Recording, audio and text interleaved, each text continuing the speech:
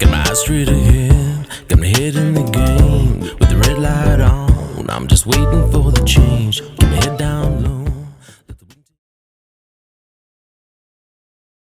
Hi, I'm Jay Fallon. Thanks for listening to The Slippery Slope. So here in Queensland, obviously everyone probably knows we have a new premier, Stephen Miles, or as suddenly everyone's decided they start referring to him as Dr.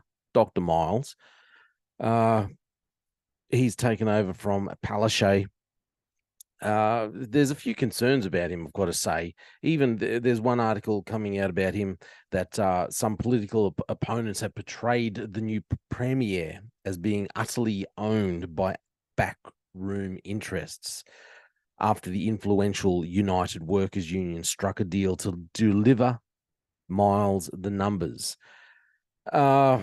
Yeah, and look, as soon as he entered office, Palaszczuk announced her retirement.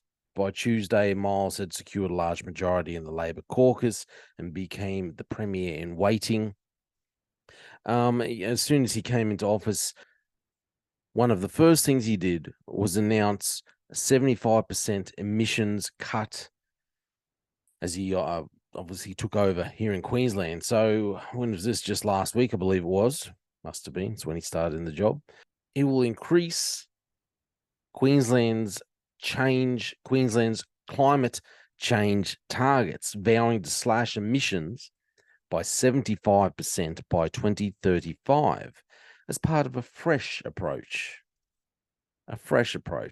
After Labor MPs unanimously backed him into the state's top job. So, taking a fresh approach, it's going to slash emissions by 75% by 2035. So he's going to increase our climate change targets and slash emissions by 75% by the year 2035. But he's also standing behind the coal and gas industry.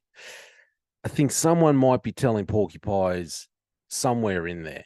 But when you look at his background, and one very interesting thing that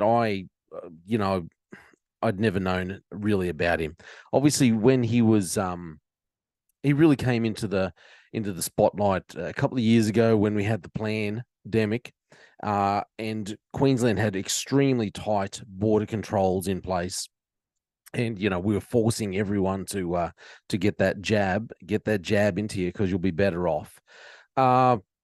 Stephen Miles was basically the attack dog for Anastasia Palaszczuk, who would get up there and reprimand anyone who would criticize the government's decisions and how they were, and how they were defending the public, protecting the public against the notorious COVID. Who was the defender against anyone who would criticize the government. He was just their attack dog. But something I didn't realize was that in this post that come up on X, formerly Twitter, Stephen Miles had wrote, 15 years ago, you inspired me, Al Gore, to do more to address climate change. Thank you for all your advice and support since then. I'm really proud of what we have achieved in Queensland and of our energy and jobs plan. Here's a photo of both of us looking much younger to celebrate. There you go. There is our now Premier Stephen Miles, Dr. Stephen Miles, sorry, and Al Gore. So, like I said, he's decided that Queensland is going to ramp up the cutbacks, going to severely slash our emissions and reach this target of 75% emissions, or slashing our emissions by 75% by the year 2035. However, he also stands behind the coal and gas industry, apparently, even though it would seem that he is very much in the climate change. What do you say? That he's also very much on the climate change bandwagon. We've had a change in government. I think it's a good thing. I think Palaszczuk needed to go.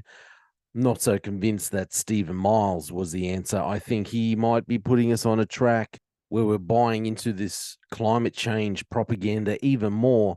And all he's going to end up doing is making things harder for your average Queenslander and not helping the environment at all. And what is the bet that this latest flood, the latest disaster up in far north Queensland, gets blamed on climate change? Very soon after, when the cleanup starts to happen and when people start to get back on their feet, probably after Christmas, probably just in the new year, we'll start to hear all the rhetoric about how this is climate change, this is the effects of climate change, we need to make changes, we need to cut our emissions, these are the things that we have planned.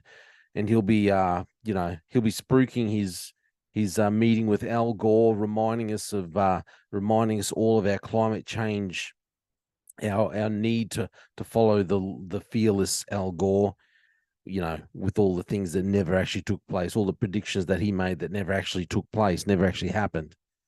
Our new premier will be out there causing fear, spruiking climate change, telling us all, no, these are the things that happen with these floods, with fires. It's all the fault of climate change.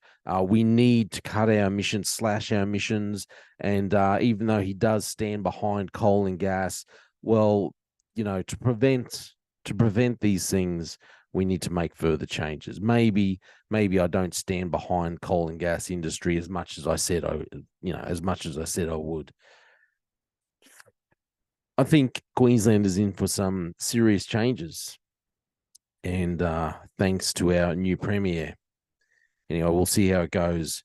Isn't it a shame? But we've got a new premier. Isn't it a shame that our police commissioner is still the same police commissioner? I kind of hope he ditches the old police commissioner and the police minister, Mark Ryan, puts a new one in. We need a new police minister, new police commissioner. We still haven't had enough changes when it comes to the leadership within the police. But we'll see how it goes. This fellow's probably going to be more focused on climate change than anything else. So let's see how it goes. But that's my opinion. Thanks for listening to The Slippery Slope. They just fuel a desire that will take me higher. I'm on fire because nothing's gonna